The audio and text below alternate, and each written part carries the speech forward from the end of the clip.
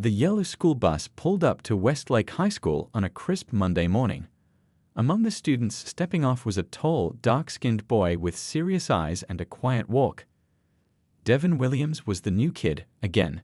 This was his 5th school in 7 years, thanks to his dad's military job that kept them moving around the country. As Devin walked through the front doors, the usual noise of the hallway dropped for a few seconds. Kids turned to look, some whispering to each other, others just staring. Devin kept his eyes forward, his backpack slung over one shoulder, his face giving nothing away. Room 203, American History, he muttered to himself, checking the schedule the office lady had given him earlier that morning. The paper felt damp in his hand. He wasn't nervous, not exactly. Just tired of being the new face, the outsider, the one who had to start over every time. What none of these staring students knew was what Devin did after school hours.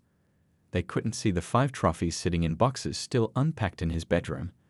They had no idea about the grueling training sessions, the sweat-soaked practice mats, or the junior MMA championships he'd won in 3 different states.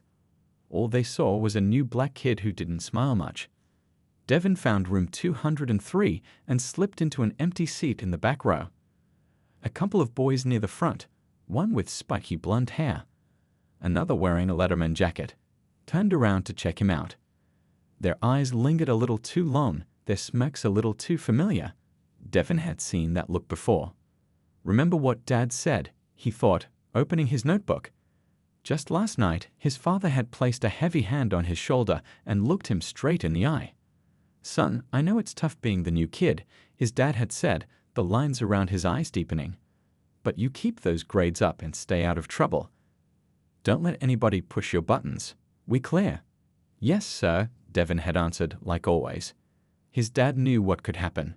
At Devin's last school, some kids had spray-painted a racial slur on his gym locker. The time before that, a group had surrounded him in the cafeteria, making monkey sounds when he tried to find a seat. Each time, Devin had walked away, his fists clenched but unused. Nobody at those schools ever found out that he could drop a grown man twice his size with a perfectly timed kick, or that he trained 3 hours every day, turning his body into a weapon while learning the discipline to never use it unless absolutely necessary. The history teacher, a middle-aged woman with kind eyes, called the class to attention. "We have a new student joining us today," she said, gesturing toward Devin. "Would you like to introduce yourself?" Devin stood up slowly. 25 pairs of eyes locked onto him. "I'm Devin," he said simply. "My family just moved here from North Carolina. My dad's in the military." He sat back down, saying nothing about his mother who had passed away when he was 8. Nothing about how martial arts had saved him from drowning in grief afterward. Nothing about the countless hours training with coaches who became like family. After class, Devin made his way to the school library for lunch. He wasn't ready to brave the cafeteria just yet. The library was quiet, almost empty except for an older black woman organizing books behind the main desk. She looked up when he entered. "Finding everything okay?" she asked, her voice warm like she actually cared about the answer. "Yes, ma'am," Devin replied. "Just looking for a quiet place to eat lunch." She smiled, nodding toward a table in the corner. "That's a good spot. Been here for 30 years, and it's still the most peaceful place in this whole school." Devin thanked her and settled in the corner with his sandwich. As he ate, he watched other students come and go. He noticed how they grouped together, laughing easily, sharing secrets and inside jokes. He wondered if he'd ever stay in one place long enough to have that. His phone buzzed with a text from his coach back in North Carolina. "Found you a good gym nearby. Address below. Don't get soft on me." Devin smiled slightly, his first real smile of the day. At least some things stayed the same, no matter where they moved. Tonight, he'd find this new gym, rack his hands, and feel at home again, even if just for a few hours. What he didn't notice was the blonde kid from history class watching him through the library window, already making plans that would test every bit of Devin's hard-earned self-control. By Thursday of his first week, Devin knew the lay of the land at Westlake High. He'd figured out which hallways got too crowded between classes, which teachers actually cared if you were late, and which bathroom was usually empty during lunch period. What he hadn't figured out was how to become invisible. The blonde kid from history class, everyone called him Tyler, had friends. A lot of them. They traveled in a pack, 5 or 6 boys who wore similar clothes and laughed at the same jokes. Tyler was clearly their leader, the one who decided who they talked to and who they didn't. And for some reason, he'd decided Devin was worth noticing. It started small. A shoulder bump in the hallway that could have been an accident, except for the smirk afterward. The way conversations would suddenly stop when he walked past their lunch table, followed by snickering once he was a few steps away. The whispered word, that word, just loud enough for him to hear but too quiet for anyone else. Devin kept his head down. He'd been through this before, knew how the game worked. Reaction was what they wanted. A flash of anger, a sign that they were getting to him. He wouldn't give them that satisfaction. Friday morning, Devin was at his locker when he heard footsteps slow behind him. "Hey, new kid." It was Tyler, flanked by 2 friends. "Where'd you say you were from again?" "The jungle." His friends snickered. Devin kept arranging his books, not turning around. "I asked you a question," Tyler said, his voice harder now. "North Carolina," Devin answered quietly, still not looking at them. "What's that?" "Can't hear you," one of the other boys said. "Must be the accent." Devin closed his locker and turned to face them. The hallway was filling up with other students, but nobody was stepping in. Nobody ever did. "North Carolina," he repeated, louder this time. "Excuse me, I need to get to class." As he tried to step around them, Tyler moved sideways, blocking his path. "What's the rush?" "We're just being friendly, welcoming the new kid." He looked Devin up and down. "Nice shoes. Where'd you steal those from?" Devin's fingers twitched at his sides. He felt the familiar heat rising in his chest, the same feeling he got before a match. 3 years of training with Coach Miller flashed through his mind. The endless drills on controlling emotions, the exercises in restraint that were just as important as learning how to throw a perfect right hook. "I didn't steal anything," Devin said evenly. "And I'm going to be late." The warning bell rang, and a teacher poked her head out of a nearby classroom. Tyler stepped back, all smiles now. "We'll catch up later," he said, not a threat but a promise. In math class, Devin couldn't focus. His pencil kept tapping against his notebook as equations blurred on the whiteboard. Next to him, a girl with curly hair and glasses noticed his distraction. "Don't let them get to you," she whispered when the teacher turned to write something on the board. "Tyler and his friends are jerks to everyone." Devin glanced at her, surprised. "I'm Kim," she said. "You're in my history class too." "Devin," he replied, though she probably already knew that. "They'll find someone else to bother eventually," she added, before turning back to her notes. But Devin knew better. He'd seen this pattern before. They wouldn't stop until they got bored, and they wouldn't get bored until they got a reaction. By lunchtime, Devin headed straight for the library again. The older librarian, Mrs. Thomas, according to her nameplate, nodded at him as he entered. "Back again?" she asked, sorting through a stack of return books. "It's quiet here," Devin said, heading for the same corner table. Mrs. Thomas watched him for a moment. "You know, I've been at this school longer than most of these teachers have been alive," she said. "I see things, notice patterns." Devin paused, unsure what she meant. "Those boys giving you trouble." He shrugged, not wanting to talk about it. Mrs. Thomas sighed. "When I started here in the 80s, I was the only black staff member. Some things change slower than they should." She handed him a pass. "This lets you come here anytime, not just lunch, if you need a quiet place." Devin took the pass, surprised by the simple kindness. "Thank you," he said softly. After school, Devin found the gym his coach had recommended. It was smaller than his old one, but the familiar smell of sweat and disinfectant made him feel instantly at ease. He changed quickly and racked his hands, eager to lose himself in training. As he worked the heavy bag, each punch was controlled, precise. Left jab, right cross, left hook. Movements drilled into muscle memory through thousands of repetitions. With each impact, his shoulders relaxed slightly, tension draining from his body. "New guy's got some skills," commented an older man watching from nearby. "Good form." Devin just nodded and continued his routine. This was his real home, not the half-unpacked apartment, not the strange new school. Here, skill mattered more than skin color. Respect was earned through discipline and hard work. What he didn't know was that Monday would bring a whole new level of challenge, one that would test every bit of that hard-earned discipline. Monday morning arrived with gray skies and a steady drizzle that matched Devin's mood. 3 weeks at Westlake High, and things weren't getting better. If anything, Tyler and his friends seemed more determined than ever to make his life difficult. Devin walked through the school's main entrance, his hoodie still damp from the rain. The hallway was crowded with students talking loudly, slamming lockers, and rushing to beat the first bell. As he made his way toward his locker, an odd hush fell over the nearby students. Some looked away quickly. Others stared openly, waiting for his reaction. Something was wrong. Devin felt it before he saw it. His locker came into view, and his steps slowed. Someone had taken a black marker and scrawled words across the metal door. Ugly words, hateful words he'd heard before, but never expected to see displayed so publicly. Racial slurs mixed with threats, spelling out exactly what Tyler and his friends thought of the new kid. Devin stood perfectly still, barely breathing.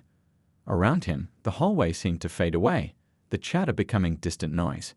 His hands curled into fists at his sides, a fighter's instinct taking over.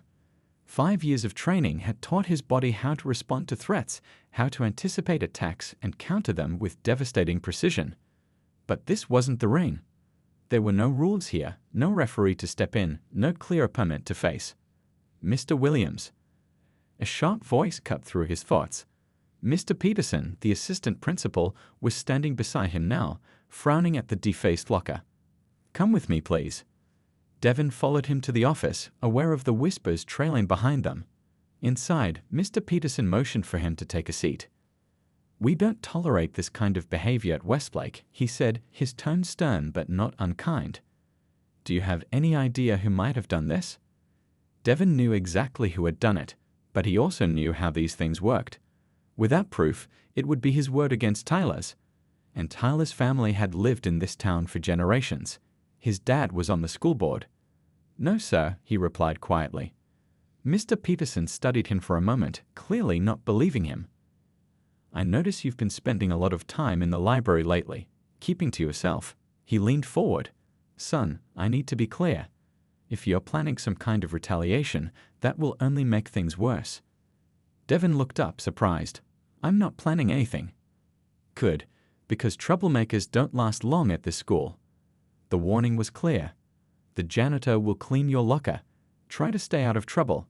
Stay out of trouble." The same words his father used every time they moved. As if trouble was something Devin went looking for, rather than something that seemed to find him no matter where he went. After school, Devin borrowed cleaning supplies from the janitor and scrubbed his locker himself, refusing the older man's offer to handle it. Some things you had to face head-on. His father had taught him that much. As he worked, Kim from his math class stopped nearby. "You shouldn't have to do that yourself," she said, watching him scrub at a particularly stubborn mark. Devin shrugged. "Better than waiting around for someone else to fix it."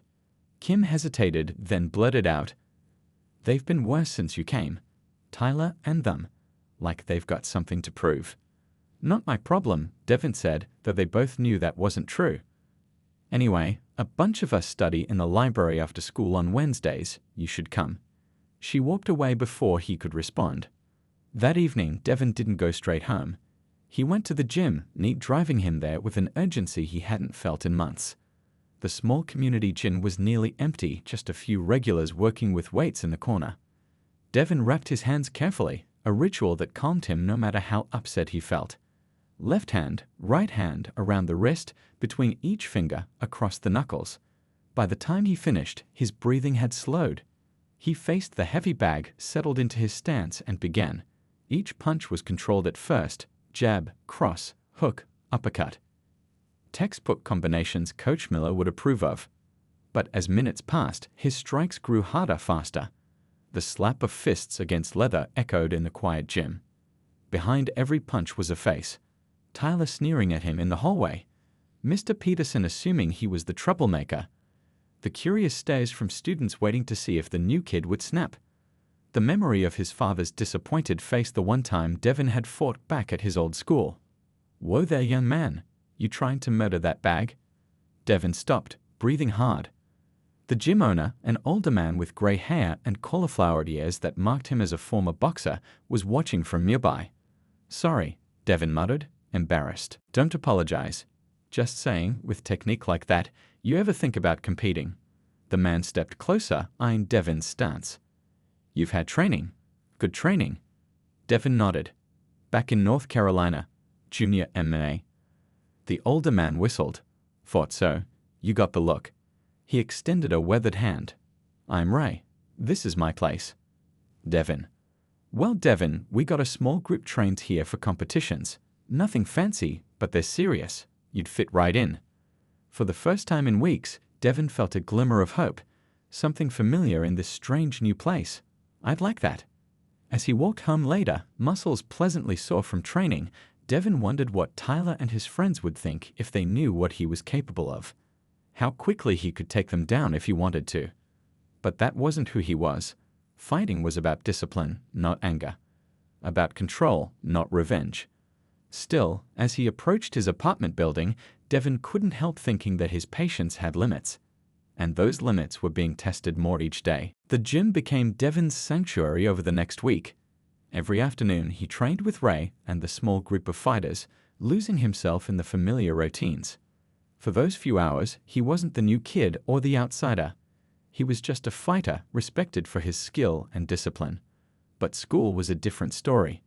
Thursday's gym class loomed like a storm cloud on his schedule.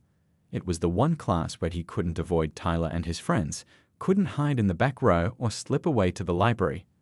"Williams, Thompson, your team captains today," Coach Bryant announced, tossing a basketball to Tyler. The class lined up against the wall, waiting to be picked for teams.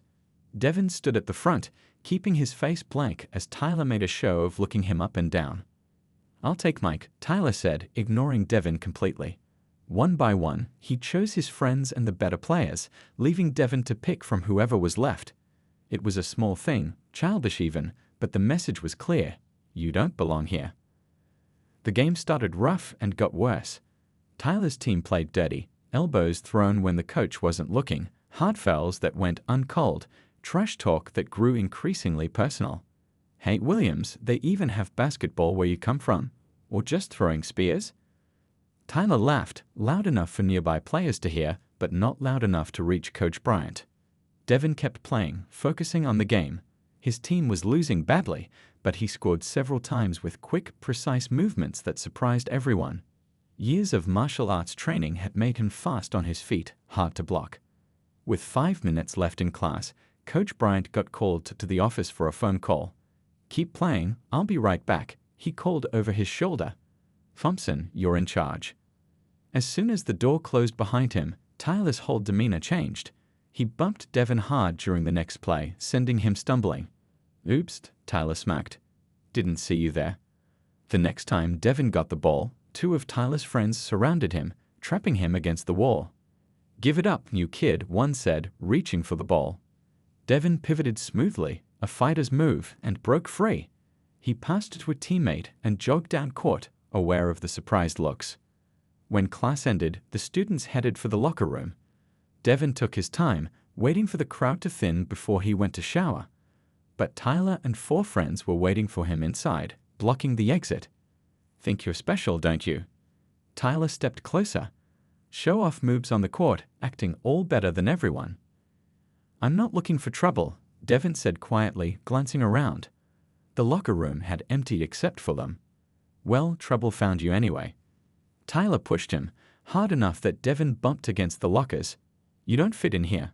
Never will." One of the other boys, a tall kid with a buzz cut, joined in. "Maybe we should help him pack. Send him back where he came from." They circled closer. Devin felt his heart rate steady, his breathing calm. It was the same feeling he got before a match. Time slowing down, senses sharpening. He could take all 5 of them. He knew exactly how to do it, which one to target first, how to use their size against them. "What's wrong, monkey? Scared?" Tyler's voice dropped lower, uglier. "Your kind doesn't belong in our school." The rage that flashed through Devin was white-hot, but his face remained perfectly still. Coach Miller's voice echoed in his head. "True strength isn't about hurting others. It's about having the power to hurt them and choosing not to. One of the boys grabbed Devin's backpack, dumping its contents on the wet floor. Books, notebooks, and pens scattered across the tiles. A small photo frame clattered out, the glass cracking as it hit the floor. Devin's eyes locked on the photo, his mother smiling, her arm around a younger version of himself at his first martial arts tournament. It was the last picture they'd taken together before she got sick.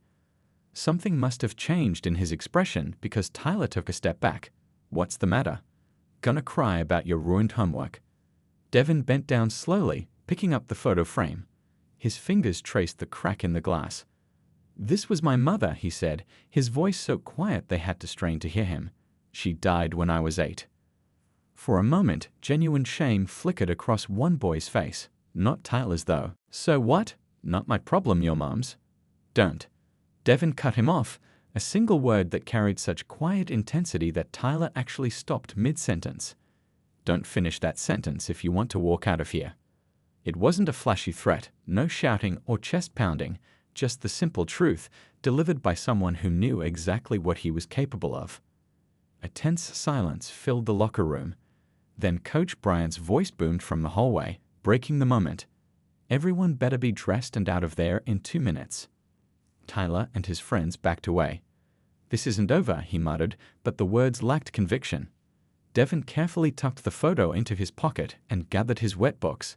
The glass had cut his finger, leaving a small smear of blood on the frame. He didn't even feel it. Later that day, as classes ended, Devin walked alone across the school parking lot. The afternoon sun was warm on his shoulders, a contrast to the cold knot of anger still sitting in his chest. He heard footsteps running up behind him and turned, half expecting another confrontation. Instead, he saw a freshman boy he didn't recognize, out of breath from running. "Hey, wait up!" Devin stopped, wary. "Yeah. Are you Devin Williams, from North Carolina?" The boy was practically bouncing with excitement. "I just transferred here too. I'm from Charlotte, and man, I couldn't believe it when I heard you were here." Devin frowned, confused. "Do I know you?" "No, but everyone at East Side High knows about you. You're like a legend.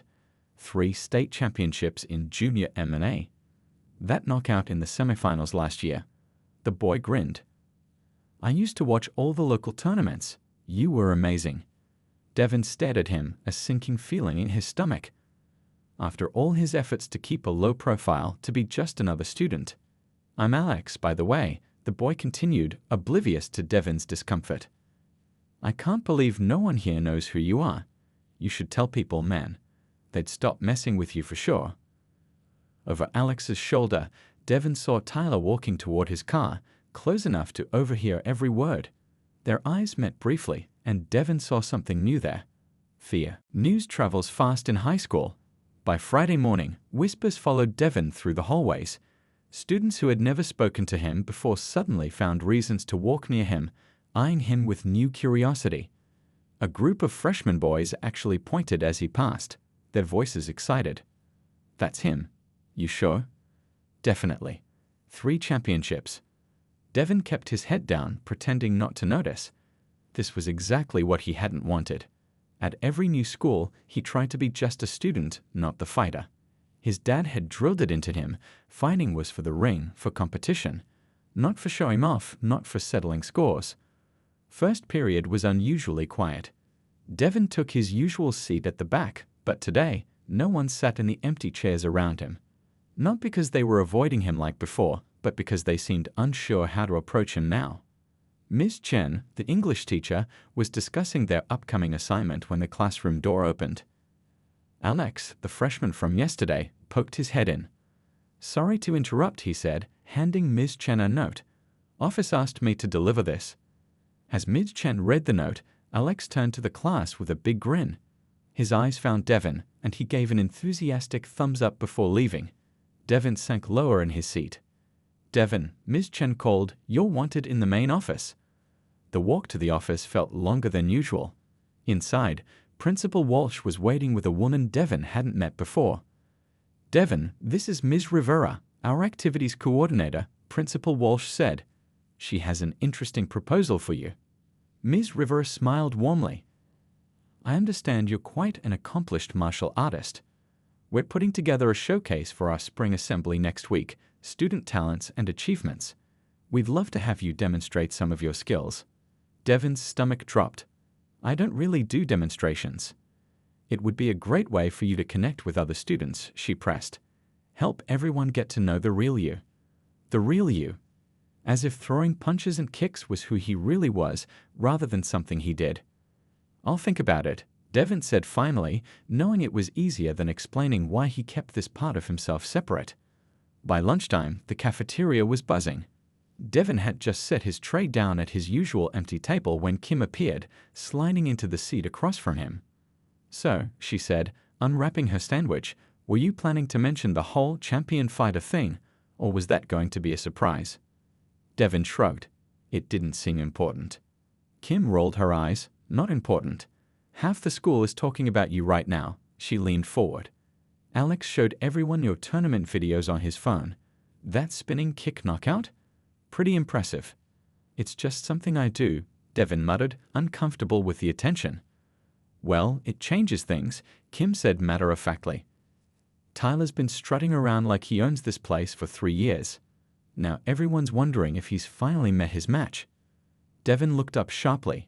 There is no match. I don't fight outside the ring. Maybe you should, Kim replied. Some people only respect strength. Before Devin could answer, a shadow fell across their table. Tyler stood there, flanked by 2 friends, not his usual crowd, Devin noticed. These guys were bigger, seniors from the wrestling team. Mind if we join you? Tyler asked, his voice overly polite. Without waiting for an answer, they sat down.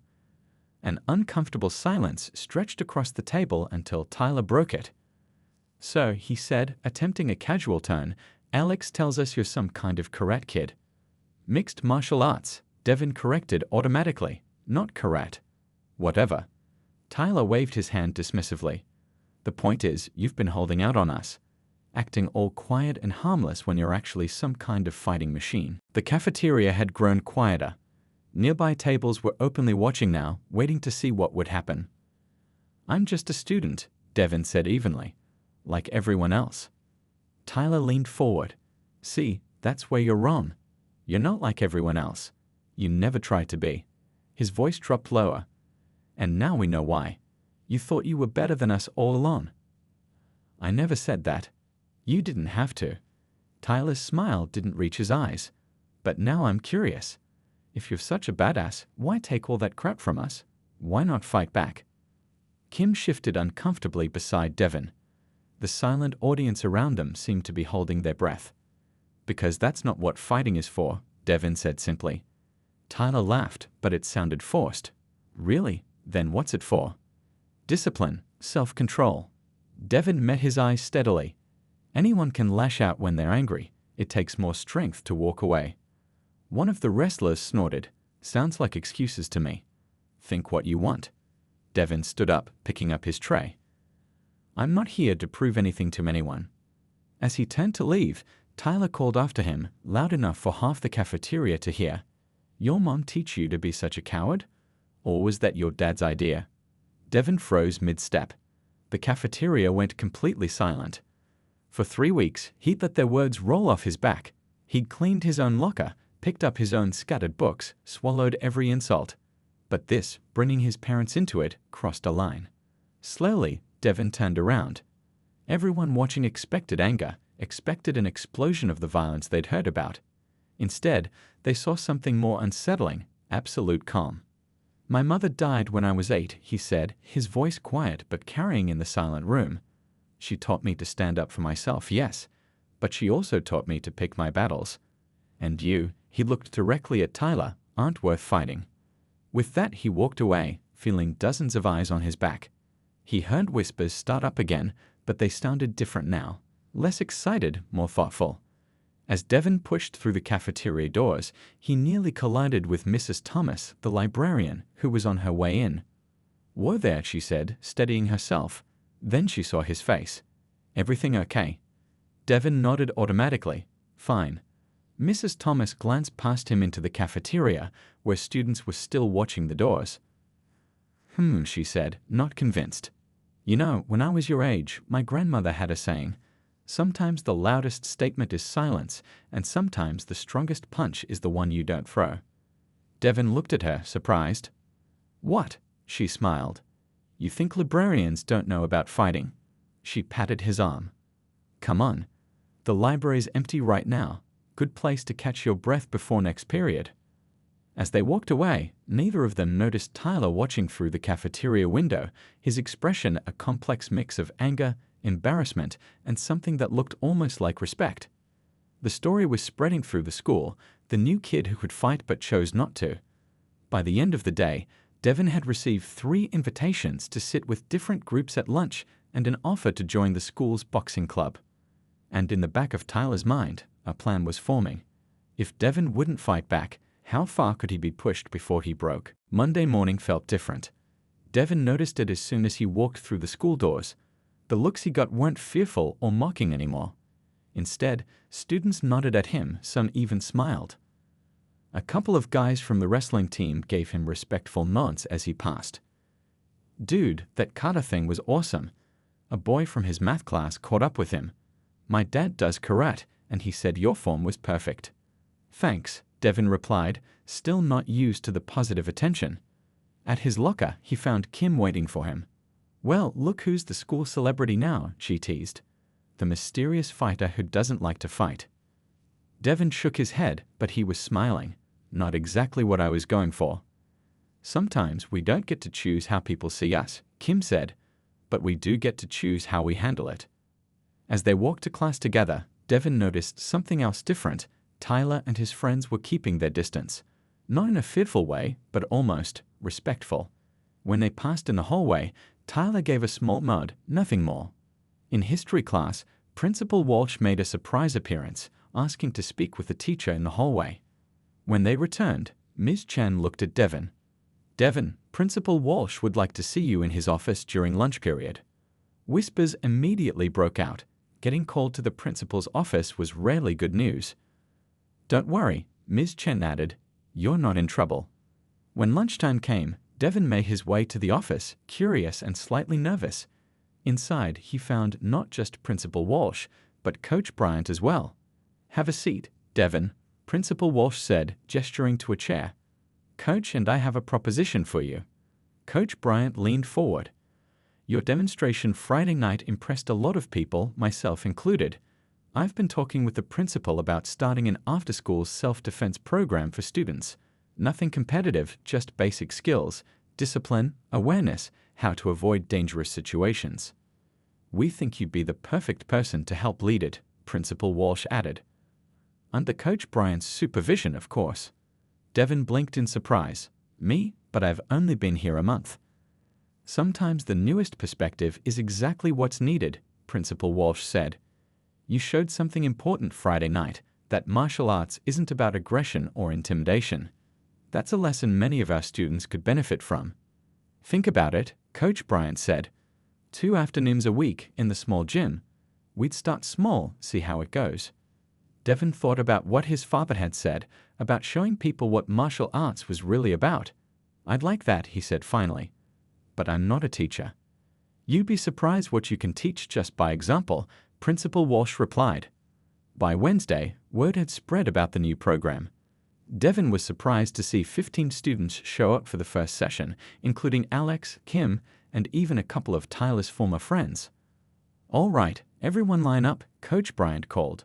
For the next hour, Devin's in charge. Listen and learn. Feeling awkward but determined, Devin stepped forward. The first thing to understand is that real self-defense isn't about fighting. It's about awareness, confidence, and respect for yourself and others. As he demonstrated basic stances and simple techniques, Devin found himself remembering his first classes, how Coach Miller had emphasized the mental aspects as much as the physical. He tried to bring that same balance, explaining the philosophy behind each movement. Martial arts isn't about being tough, he told them. It's about being strong enough to walk away when you can and prepared enough to protect yourself when you can't. The hour passed quickly. As students were leaving, Devin was surprised to see Tyler standing in the doorway, watching. You can join us next time, Devin offered, not sure what to expect. Tyler hesitated. Maybe, he said, before walking away. 2 weeks later, the self-defense group had grown to 25 students. Devin was demonstrating a simple wrist escape when Principal Walsh entered with a visitor, Ray from the gym. "Hope you don't mind," Ray said after class. "Principal called me, asked if I'd come check out what you're doing here." "I'm impressed, kid." "I'm just showing them basics," Devin said modestly. "You're showing them a lot more than that," Ray replied. "You're teaching them the right mindset. That's rare." As April turned to May, something remarkable happened. The divisions that had seemed so rigid when Devin first arrived, who sat with who at lunch, who could talk to who in the hallways, began to blur. Students who had never interacted before found common ground in the twice-weekly sessions. Even more surprising was the day Tyler finally showed up, standing awkwardly at the back of the group. "Pair up for the next exercise," Devin instructed. Most students quickly found partners, leaving Tyler alone. After a moment's hesitation, Devin walked over. "Need a partner?" Tyler looked surprised. "You sure that's a good idea?" "Why not? The point is to learn, right?" As they practiced the basic blocking technique, Tyler was stiff, uncomfortable. "I don't get why you're being cool about this," he said quietly. "After everything I did." Devin shrugged. "Holding grudges takes too much energy.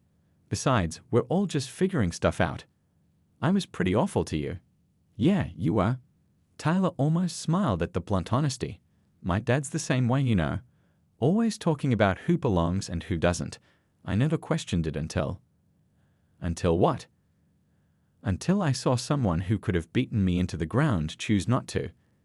Tyler met his eyes briefly. "That messed with my head." It wasn't exactly an apology, but it was honest. And honesty was a start. By the last week of school, the self-defense program had become one of the most popular after-school activities. Students from different grades, different social circles, different backgrounds, all learning together. On the final day, Devin's father came to watch.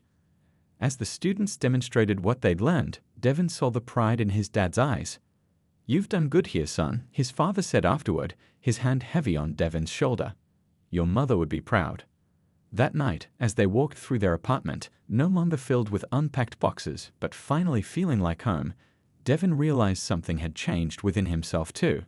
For years, he kept parts of himself hidden, separated. The student, the fighter, the grieving son, the new kid. Now, for the first time, he felt whole. Not because everyone accepted him, or because the bullying had stopped completely. There were still difficult days, still hard moments. But because he'd finally stopped trying to be what others expected and simply being himself. The next morning, as Devin walked into school for the last day before summer break, Kim fell into step beside him. "So, you coming back next year?" she asked. "Or is your dad getting transferred again?" Devin smiled. "We're staying. Dad requested a permanent position at the base." "Good," Kim said, bumping his shoulder with hers. "Because I signed up to help with the self-defense program next semester. You're going to need an assistant." Ahead of them in the hallway, Tyler was talking with a group that included students from the program. He looked up as Devin and Kim approached, gave a small nod of acknowledgement. Not friends, not yet, but no longer enemies. In a way, that felt like the biggest victory of all.